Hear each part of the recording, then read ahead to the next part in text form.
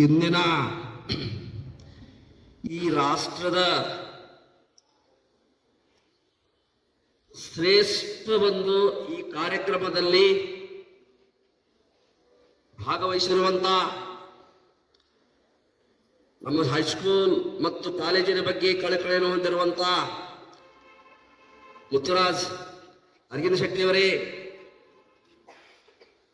ನಮ್ಮ ಹೈಸ್ಕೂಲ್ ವಿಭಾಗದ ಉಪ ಪ್ರಾಚಾರ್ಯರಾದಂಥ ನಡುವಿನಮಣಿ ಮೇಡಮ್ ಅವರೇ, ನಮ್ಮೆಲ್ಲ ಹೈಸ್ಕೂಲ್ ವರ್ಗದ ಬೋಧಕೇತರ ಸಿಬ್ಬಂದಿಯವರೇ, ಎಲ್ಲ ವಿದ್ಯಾರ್ಥಿ ನೀರೇ ಹಾಗೂ ಕಾಲೇಜು ವಿಭಾಗದ ಎಲ್ಲ ನಮ್ಮ ಉಪನ್ಯಾಸಕ ಬಳಗದವರೇ, ಬೋಧಕೇತರ ಸಿಬ್ಬಂದಿಯವರೇ, ಇಂದಿನ ಫ್ರೀಡಮ್ ಈ ಒಂದು 80ನೇ ಸ್ವಾತಂತ್ರ್ಯೋತ್ಸವದ ಎಲ್ಲರಿಗೂ ಶುಭಾಶಯಗಳು. ಇಂದಿನ ಈ ಮಹತ್ವದ ಈ ರಾಷ್ಟ್ರದ ಈ ಕಾರ್ಯಕ್ರಮದಲ್ಲಿ we go to back, how did we get the freedom of one of the great democracies country of India. So we open the background chapter of our country. ನಮ್ಮ ದೇಶದ ಒಂದು ಇತಿಹಾಸಕ್ಕೆ ಹೋದಾಗ ಸುಮಾರು ಎಷ್ಟೋ ವರ್ಷಗಳಿಂದ, ಸುಮಾರು 800-900 ಇತಿಹಾಸಕ್ಕೆ ಹೋದಾಗ ಅನೇಕರ ದಾಳಿಗಳಿಂದ ತತ್ತರಿಸಿದಂತ ಈ ಭಾರತ ಐಕ್ಯತೆಯ ರಾಷ್ಟ್ರದಲ್ಲಿ ಸುಮಾರು 16ನೇ ಶತಮಾನದಲ್ಲಿ ಈಸ್ಟ್ ಇಂಡಿಯಾ ಕಂಪನಿಯನ್ನು ಸ್ಥಾಪನೆ ಮಾಡಿ ವ್ಯಾಪಾರಕ್ಕೆ ಬಂದಂತ ಈ ವಿದೇಶಿಯರು ನಮ್ಮ ದೇಶದಲ್ಲಿ ಸುಮಾರು 250ಕ್ಕೂ ಹೆಚ್ಚು ವರ್ಷಗಳವರೆಗೆ ನಮ್ಮನ್ನ ಗುಲಾಮರನ್ನಾಗಿ ಮಾಡಿ ಅವರು ತಮ್ಮ ಒಡೆದು ನೀತಿಯ ಆಡಳಿತವನ್ನು ಪ್ರಾರಂಭಿಸಿದರು.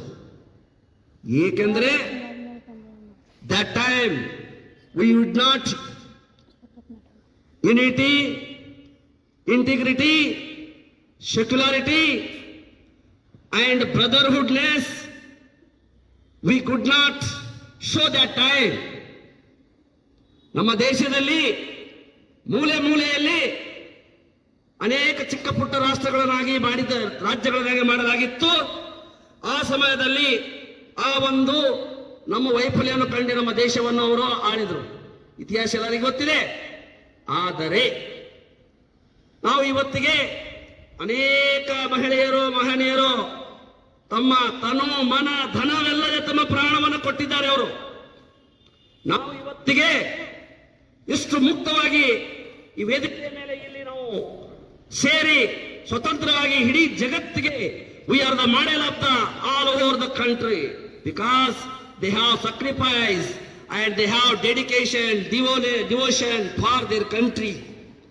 ಎಲ್ಲರೂ ನಮ್ಮ ದೇಶದಗೋಸ್ಕರವಾಗಿ ತನು ಮನ ಧನವಲ್ಲದೆ ನಮ್ಮ ಬಿಜಾಪುರದಿಂದ ಅನೇಕರು 1 ಕ್ವಿಂಟಲ್ ಗಂಟಲೆ ಬಂಗಾರವನ್ನು ಕೊಟ್ಟಿದ್ದು ಇದರ ಇತಿಹಾಸದಲ್ಲಿ ಓದ್ತೀವಿ.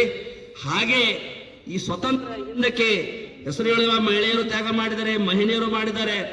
ಇಲ್ಲಿ ಮಹಾತ್ಮ ಗಾಂಧಿ, ಡಾಕ್ಟರ್ BR ಅಂಬೇಡ್ಕರ್ ಯಾಕೆ ನೆನೆಸಬೇಕಾಗ್ತಾ ಇದೆ ಅಂದ್ರೆ ಅವರಿಗೆ ಆ ಸಮಯದಲ್ಲಿ ನಾವು ಯಾವ ಜಾತಿಗೆ ಅದು ಭಾರತ ಅನ್ನೋದು ಒಂದೇ. we should be get the freedom for only not violence, we should be get the freedom only for non-violence. The Mahatma Gandhi's 3 principles, truth and peace and non-violence, they had used these 3 principles and we had got that freedom. Today we should be celebrated 80th Independent Freedoms Day. We should be very free up because their dedication and their model and their guidance. ಅಂದ್ರೆ ಇಲ್ಲಿ ನಾವು ಸೇರಿದ್ದೇವೆ ಅಂದ್ರೆ ಭಾರತ ದೇಶದಲ್ಲಿ ಹಿಂದಕ್ಕೆ ಹೋಗಿ ಈಗ ಎಲ್ಲರಿಗೂ ಸ್ವಾತಂತ್ರ್ಯವಿದೆ. ರಾಜಕೀಯ ಸ್ವಾತಂತ್ರ್ಯವಿದೆ, ಶೈಕ್ಷಣಿಕ ಸ್ವಾತಂತ್ರ್ಯವಿದೆ, ಧಾರ್ಮಿಕ ಸ್ವಾತಂತ್ರ್ಯವಿದೆ, ಶಿಕ್ಷಣದಲ್ಲಿ ಎಲ್ಲದರಲ್ಲಿ ನಮ್ಮ ದೇಶವು ಯಾವುದೇ ಒಂದು ದುಷ್ಟಶಕ್ತಿಗಳಿಂದ, ಯಾವುದೇ ಒಂದು ಗುಂಪುಗಾರಿಕೆಯಿಂದ ಯಾವುದರಲ್ಲಿ ಕಡಿಮೆ ಅಂತ ನಾವು ಎಲ್ಲರೂ ಮೊನ್ನೆ ತಾನೇ ಕಾಶ್ಮೀರದಲ್ಲಿ ಒಂದು ತಕ್ಷಣ 5 ದಿವಸ ತಾತ್ಕಾಲಿಕವಾಗಿ ಬೆಳಗಾವಿಯಲ್ಲಿ ಟ್ರೈನಿಂಗ್ ಪಡೆದಂತ ಮಹಿಳೆಯ ಒಂದು ನೇತೃತ್ವದಲ್ಲಿ ನಾವು ಪಾಕಿಸ್ತಾನ ವಿರುದ್ಧ ಒಂದು 5 ದಿವಸದಲ್ಲಿ ಅದನ್ನು ಯುದ್ಧ ಮಾಡಿ ಅವರಿಗೆ ಪಾಠ ಕಲಿತು. ಇವು ಎಲ್ಲಾ ರಂಗದಲ್ಲಿ ನಮ್ಮ ದೇಶ ಯಾವುದಕ್ಕೂ ಕಡಿಮೆ ಇಲ್ಲ. ಶೈಕ್ಷಣಿಕವಾಗಿ ಮತ್ತು ರಾಜಕೀಯವಾಗಿ ಆರ್ಥಿಕವಾಗಿ ಎಲ್ಲರಿಗೂ ಸ್ವತಂತ್ರವಿದೆ. ಹೀಗಾಗಿ ಅದಕ್ಕೇನೆಂದರೆ ಇಂಟಿಗ್ರಿಟಿ ಅಂಡ್ ಬ್ರದರ್ಹುಡ್ನೆಸ್. ಇಂಟಿಗ್ರಿಟಿ ಅಂದ್ರೆ ಏನು? ಎಲ್ಲರೂ ಸಮಗ್ರ ಭಾರತ ದೇಶದಲ್ಲಿ ಯಾವುದೇ ಜಾತಿ ಇಲ್ಲದೆ ಜಾತ್ಯತೀತ ಸೆಕ್ಯುಲರಿಸಂ, ನಾವೆಲ್ಲರೂ ಒಂದು, ಎಲ್ಲರೂ ಸಹೋದರ ಸಹೋದರಿಯರ ಭಾವನೆಯಿಂದ ಅಲ್ಲಿ ಯುದ್ಧ ನಡೀತದೆ ಅಂದ್ರೆ ಅಲ್ಲಿ ಎಲ್ಲಾ ಜಾತಿಯವರು ಸೋಲ್ಜರ್ಸ್ ಇರ್ತಾರೆ. ಆವಾಗ ಏನ್ ನಮ್ಮಲ್ಲಿ ಬರ್ತಿದೆ? ದೇಶ first, we should be give the priority first the country, next our personal and our village and our unity. ಅದಕ್ಕೆ ಈ ನಮ್ಮ ಭಾರತ ದೇಶದಲ್ಲಿ ಅನೇಕ ಮಹಾನ್ ಘಟಾನುಘಟಿಗಳು ಆಗಿ ಹೋಗಿದ್ದರು. ಈ ಮಹಾನ್ ಚಿಂತಕರನ್ನ ಯಾಕಂದ್ರೆ ಒಂದು ದೇಶಕ್ಕೆ ಒಂದು ಕೈಪಿಡಿಯಾಗಿ ಬಾಬಾ ಸಾಹೇಬ್ ಅಂಬೇಡ್ಕರ್ ಅವರು ಸಂವಿಧಾನ ಬರೆದು ಆ ಸಂವಿಧಾನ ಚೌಕಟ್ಟಿನಲ್ಲಿ ನಾವು ಹೋಗ್ಬೇಕಂತ ಅವರು ನಮ್ಮ ದೇಶಕ್ಕೆ ಒಂದು ಬೃಹತ್ ಸಂವಿಧಾನವನ್ನು ಬರೆದುಕೊಟ್ಟವರು. ಅದೇ ಅಡಿಯಲ್ಲಿ ನಾವಿನೆಲ್ಲವರು ಅದನ್ನು ಪಾಲಿಸಿಕೊಂಡು ನಾವು ಬರ್ತಾ ಇದ್ದೇವೆ. ಮಹಾತ್ಮ ಗಾಂಧಿ ಅವರಿಗೆ ಯಾವ ಆಸೆ ಇದ್ದಿದ್ದಲ್ಲ, ಅವರಿಗೆ the person had born in the very supreme community in the realism and Puranas and some religious topics. ಆದರೆ ಅವರಿಗೆ ನಾ ದೇಶದ ಪ್ರಧಾನಮಂತ್ರಿ ಆಗಬೇಕು, ಈ ದೇಶದ ದೊಡ್ಡ ಸ್ಥಿತಿಗೆ ಪಡೆಯಬೇಕಂತ ಅವರಲ್ಲಿ ಆ ಭಾವನೆ ಇದ್ದಿದ್ದಿಲ್ಲ. ಕೊನೆಗೆ ತಮ್ಮ ಜೀವನವನ್ನೇ ತ್ಯಾಗ ಮಾಡಿದರು. ಇಂದಿಗೆ ನಾವು ಇಡೀ ಜಗತ್ತಿಗೆ ಒಂದು ಸೈನ್ಯ ಇರಲಿ, ಶಿಕ್ಷಣ ಇರಲಿ, ಟೆಕ್ನಾಲಜಿ ಇರಲಿ, ರಾಜಕೀಯ, ಇಡೀ ಜಗತ್ತು, ಯೋಗ ಇರಲಿ, ಜಗತ್ತಿನಂತ ದೊಡ್ಡನಂತ ರಷ್ಯಾ ಮತ್ತು ಅಮೆರಿಕದವರು ಭಾರತದ ಕಡೆಗೆ ಕೈ ಮಾಡಿ ತೋರಿಸ್ತಾರೆ. ಯಾಕಂದ್ರೆ ನಾವು ಏನಾದರೂ ತಿಳ್ಕೋಬೇಕಾಗಿತ್ತು, ಏನಾದರೂ ಸಾಧಿಸಬೇಕಾಗಿದ್ರು ಭಾರತಕ್ಕೆ ಮೊದಲು ನಾವು ಭೇಟಿ ಕೊಡಬೇಕು.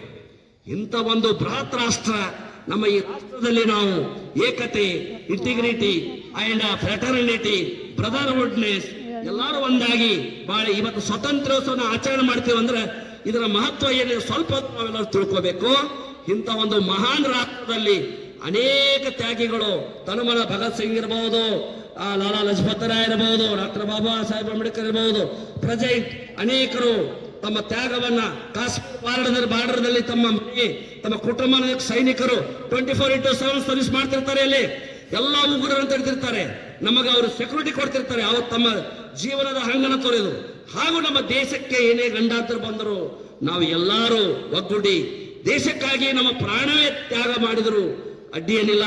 ಹೀಗಾಗಿ ಈ 80ನೇ ಸ್ವಾತಂತ್ರ್ಯೋತ್ಸವಕ್ಕೆ ನನಗೆ ಆ ಒಂದು 2 ಮಾತುಗಳನ್ನು ಆಡಲಿಕ್ಕೆ, ನನ್ನ ವಿಷಯವನ್ನು ಹಂಚಿಕೊಳ್ಳಲಿಕ್ಕೆ ಅವಕಾಶ ಮಾಡಿಕೊಟ್ಟಿದ್ದಕ್ಕೆ ಹೈಸ್ಕೂಲ್ ವಿಭಾಗದ ಹಾಗೂ ನಮ್ಮ ಕಾಲೇಜು ವಿಭಾಗದ ಎಲ್ಲ ಮಹಿಳೆಯರಿಗೆ, ಸಿಬ್ಬಂದಿಗಳಿಗೆ, ಬೋಧಕೇತರ ಸಿಬ್ಬಂದಿಯವರಿಗೆ, ಸೇರಿರುವ ಎಲ್ಲ ನನ್ನ ಮುದ್ದು ವಿದ್ಯಾರ್ಥಿಗಳಿಗೆ ಅನಂತ ಅನಂತ ವಂದನೆಗಳನ್ನು ಹೇಳಿ ಜೈ ಹಿಂದ್.